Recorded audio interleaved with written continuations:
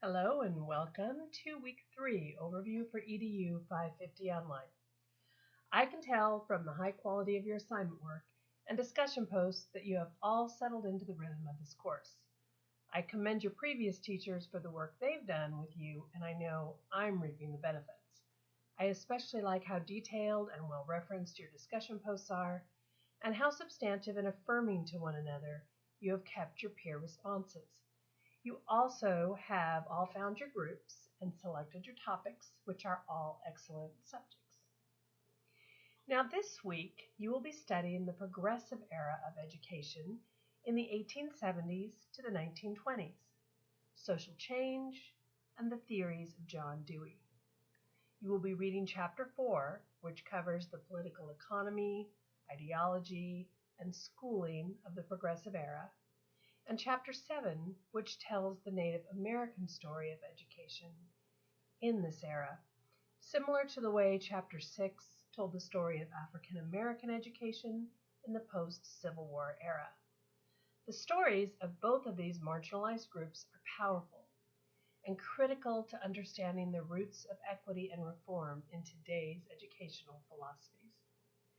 The authors note that the Native American story is one not often told, but certainly one that demands our attention as educators of all children. Your discussion post this week will require you to read the primary source document found at the end of Chapter 4 on pages 117 to 122. This is John Dewey in his own words on education and social change. After reading the chapter, discuss your beliefs on the school's role in achieving social change and compare and contrast your point of view to Dewey's. You have 2 assignments due at the end of Week 3, but they are both relatively light. Assignment 4 asks you to create and complete a graphic organizer and compare and contrast Booker T. Washington and W.E.B. Du Bois, with at least 8 elements of comparison for each man. When you open the directions for Assignment 4, there will be a couple of links embedded in the directions that take you to some samples that are already set up for you. I would encourage you to make a copy of the sample you like best and to complete it rather than trying to reinvent the wheel, unless you really want to invent the wheel. The directions also lead you to some additional source material, but Chapter 3 of your text, which you already read in Week 2, has an abundance of information for you to use. Try not to overthink this assignment. It is really straightforward and shouldn't take you long at all. If you have 8 elements on each man, grouped into 3 categories, you are good to go.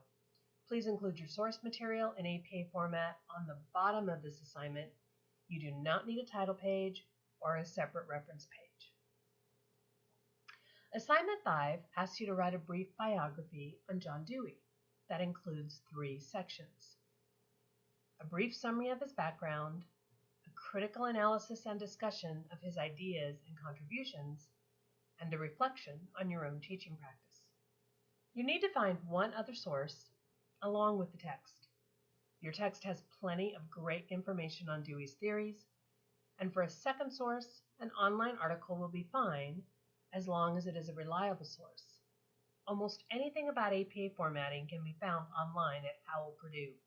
If you need help finding this resource, be sure to ask. It is always my go-to resource for APA.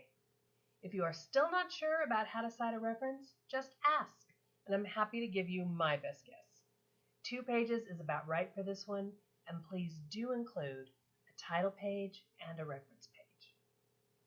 As you consider your section on your personal reflection, please consider this quote from pages 116 and 117. Teachers today often find themselves caught within the tension we have inherited from the split between the social efficiency and the developmental democracy progressives. On the one hand, most teachers today are well aware of the Deweyan reminders that students learn best when they are genuinely interested in what they are learning. And not all children are interested in learning the same things. On the other hand, nearly all teachers today are feeling the pressure of state learning standards that hold all teachers to teaching what students should know and be able to do. Teachers ask, how can I be expected to appeal to children's authentic interests if they are all going to be tested on the same material? As a curriculum director, what I find most interesting is how seeds of Dewey's theories are reappearing in the 21st century pedagogies today. Personalized learning, student choice and voice, and learning together in groups to solve problems are all key themes in curriculum development today.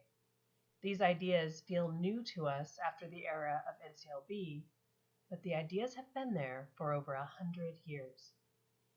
If you have time, this is a great week to start looking ahead to some of your more involved assignments due towards the end of the course, particularly the group assignment and the mini-lit review.